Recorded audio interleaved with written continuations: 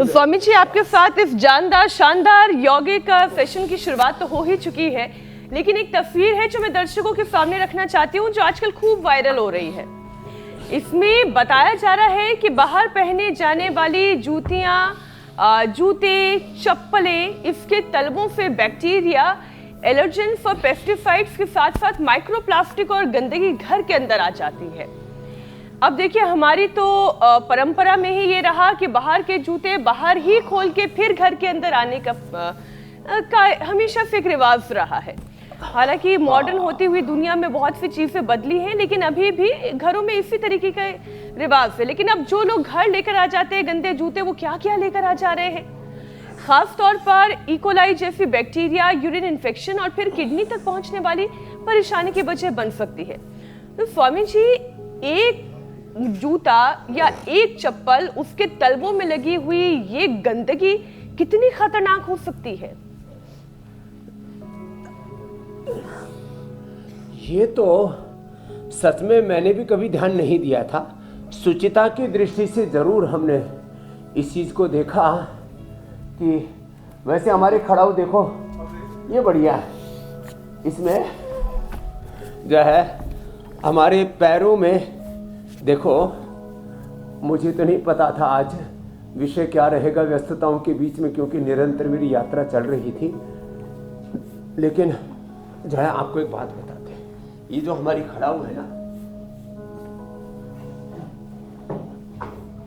ये जो खड़ाऊ है, अब इसमें आप देखिए, ये जो खड़ाऊ है, इस खड़ाऊ में निशान पड़ गया हमारे पैर के। अब इसी में हम चलते भी हैं, इसी में दौड़ते भी हैं, और हमारे पैर जो है यहाँ, इसमें कोई गंदगी नहीं लगती। और पैरों में 3-4 तरह की गंदगी लोग लेकर के आते हैं। कहीं पर भी जाना होता है, कहीं बाथरूम में गए, कहीं इधर उधर गए। वैसे तो बाथरूम में हम खड़ाऊ लेकर के नहीं जाते और उसमें चप्पलों का प्रयोग करते हैं। वो बाथरूम की चप्पल बाथरूम में रोज फिर उनकी धुलाई होती है। लेकिन हमारे पैरों में कोई प्लास्टिक की नेगेटिव एनर्जी, एडी का संबंध दिमाग से है। तो यहाँ जो पैरों में आप जो पहनते हो, उसका असर दिमाग तक होता है। तो सब पहले तो खड़ाऊ पहनते थे। भगवान राम राजा थे तो भी उनके खड़ाऊ ने राज किया था, जूतों ने राज नहीं किया, चप्पलों ने राज नहीं किया। तो खैर खड़ाऊ सब पहनते थे, और ये भी खड़ाऊ भी घर के बाहर ही निकाल देते थे। तो मंदिर में ही नहीं, और अभी भी गुरुद्वारों में तो ना जूता ना मोजा भी नहीं पहन के जा सकते। उसमें भी बहुत तरह के गंद दुर्गंध भरे पड़े रहते हैं। तो बैक्टीरिया, वायरस, फंगस, रोगाणु, जीवाणु, कीटाणु, दुनिया भर की गंध उसको लेकर के आते हैं। जो प्लास्टिक है ना, वो आपने जो कहा कि वो माइक्रो प्लास्टिक का असर यहाँ से भी प्रारंभ होकर के पूरी बॉडी की एनर्जी को नेगेटिव डायरेक्शन में, डिस्ट्रक्टिव डायरेक्शन में लेकर के जाता है। जीवन, ये पूरा जो शरीर है, ये पिंड है, ये सारा ब्रह्मांड, ये ऊर्जा तरंगों का एक समूह है।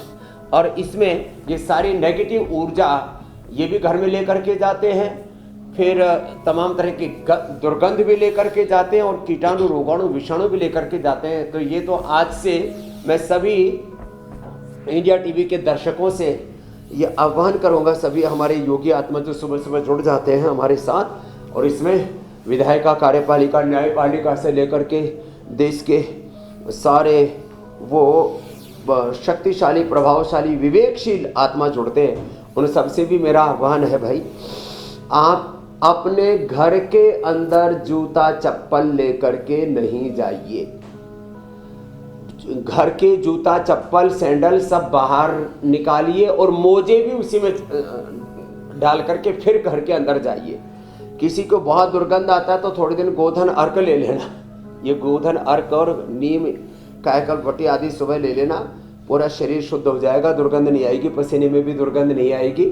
थोड़े दिन नमक मीठा थोड़ा कम कर देना, शाक सब्जियां और लौकी या पेठे आदि का जूस थोड़ा बढ़ा देना।